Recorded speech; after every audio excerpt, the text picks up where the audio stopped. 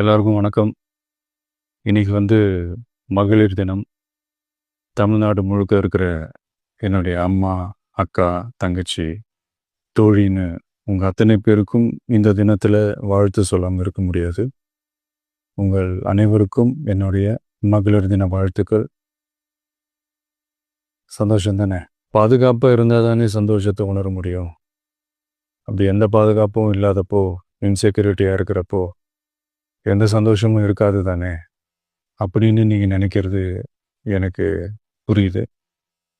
என்ன செய்ய, நீங்கள் நாம் எல்லாருமா சேர்ந்து தான் இந்த திமுக கவர்மெண்ட்டை தேர்ந்தெடுத்தோம்.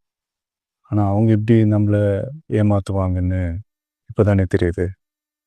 எல்லாமே இங்கே மாறக்கூடியது தானே, மாற்றத்துக்கு உரியது தானே. கவலைப்படாதீங்க. 2026 நீங்கள் எல்லாரும் சேர்ந்து, இல்லை நாம் எல்லாரும் சேர்ந்து இந்த மகளிருக்கான பாதுகாப்பை உறுதி செய்ய தவறிய இவங்களை மாற்றுவோம்.